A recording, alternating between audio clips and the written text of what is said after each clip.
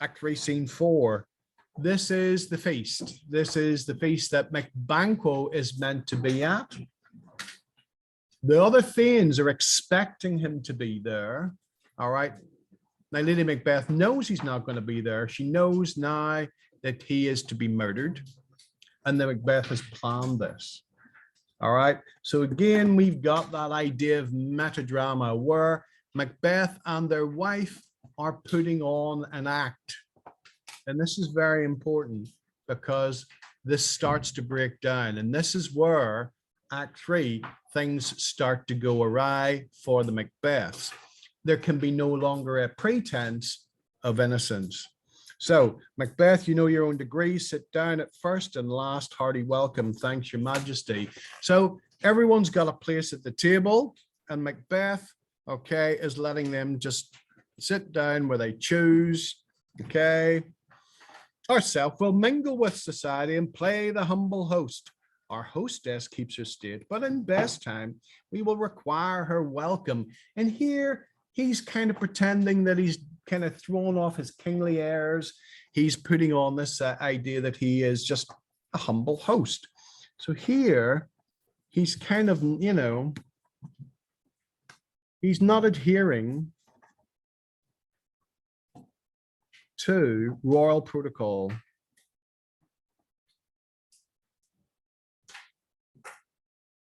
But the king sits at the head of the table and everyone sits down. Now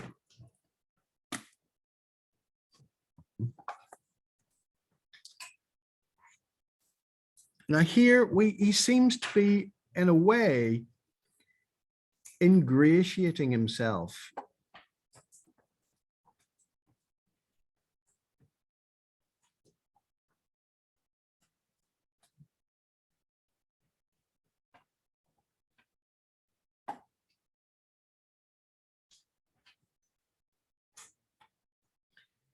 Remember, he wants to play the humble host. Okay, so what we're going to do, we're going to get rid of ingratiate, and we'll say that he is inveigling. He's inveigling himself with the Thanes.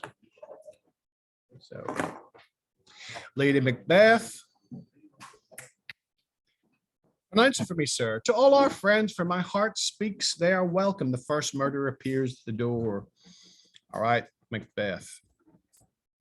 See, they encounter thee with their hearts' thanks. Both sides are even. I'll sit in the midst. All right. Be large in mirth, and on we drink and measure the table round to the murder. There's blood upon thy face. Just Banquo's then. And again, the idea of blood, the recurring motif of blood, we get that sort of motif, the spilling of blood, royal blood. 'Tis better thee without than he within. Is he dispatched? Again, is he murdered? We get that euphemism again. My lord, his throat is cut, that I did for him. Thou art the best of the cutthroats, yet he's good. What did the like of Fleance? If thou didst, thou art nonpareil. Most royal Sir Fleance has escaped. And then comes my fit again. I had else been perfect, whole as marble, founded as rock, broad and general as the casing air, and now cabined, cribbed, confined, and we got that beautiful kind of alliteration there. Okay. And that fricative sound of the it's kind of quite jarring. It's got quite a jarring sound. Cabined, cribbed, confined, bound to saucy doubts and fears. So many ways we understand that Fleance is what he wants to get rid of, who he wants to get rid of. And we get this here. Then comes my fit again. I had been perfect, whole as marble, founded as the rock. The rock. Okay. I am cabined.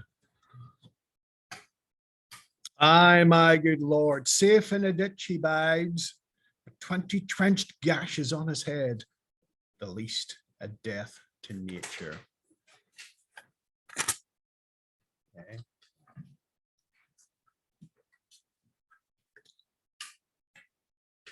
Thanks for that. There the grown serpent lies. You remember he calls and we have scotched the snake, not killed it, he'll heal and turn upon us. Okay, here, this idea of the serpent. The worm that's fled hath nature that in time will venom breed. No teeth for the present. Get thee gone, tomorrow we'll hear ourselves again.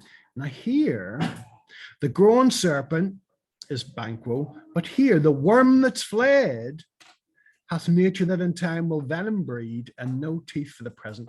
So he understands that Fleance will grow and seek revenge.